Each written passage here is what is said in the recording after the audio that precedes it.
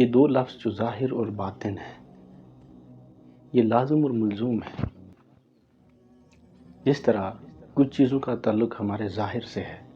اور کچھ کا تعلق ہمارے باطن سے ہوتا ہے، جیسے ایک ہارڈ ویئر ہوتا ہے اور ایک سافٹ ویئر ہوتا ہے۔ انسان کی باڈی کا بھی ایک ہارڈ ویئر ہے اور ایک سافٹ ویئر ہے۔ جس طرح ہارڈ ویئر کو لباس چاہیے، کھانا چاہیے، سردی سے بچنے کے لیے اس کو کچھ احتیاطیں چاہیے، گرمی سے بچنے کے لیے اس کو احتیاطیں چاہیے، یہ ہارڈ ویئر سے تعلق رکھتا ہے۔ اسی طرح کچھ چیزیں سافٹ ویئر ہیں، مثال کے طور پر اس کی نیند ہے، اس کا سکون ہے، اس کا سوچنا سمجھنا ہے۔ تو جس طرح انسان کا ظاہر ہے،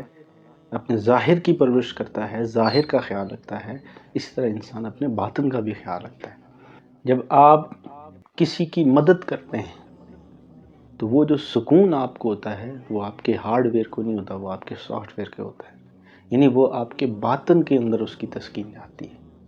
اسی طرح جب آپ نماز پڑھتے ہیں تو نماز پڑھنے کے بعد جو آپ کو روحانی تسکین ہوتی ہے وہ آپ کے ظاہر پر بھی ہوتی ہے اور وہ آپ کے باطن پر بھی ہوتی ہے۔ فرامین مصطفیٰ صلی اللہ علیہ وآلہ وسلم کی روشنی میں دیکھیں تو میرے آقا نے ارشاد فرمایا کہ جس طرح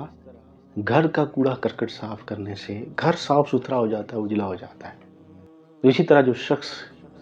رات کو اپنے دل کی صفائی کرتا ہے، اس میں سے لوگوں کے لیے حسد نکال دیتا ہے، بغض نکال دیتا ہے، غیبت نکال دیتا ہے، کینہ نکال دیتا ہے، جس طرح گھر کی صفائی سے گھر اجلا ہو جاتا ہے، میرے آقا صلی اللہ علیہ وآلہ وسلم نے ارشاد فرمایا جو شخص اپنے دل سے حسد، بغض، کینہ کو صاف کرتا ہے تو اللہ تعالیٰ اس کے دل کو بھی صاف کر دیتا ہے اور اس کے باطن کو بھی صاف کر دیتا ہے۔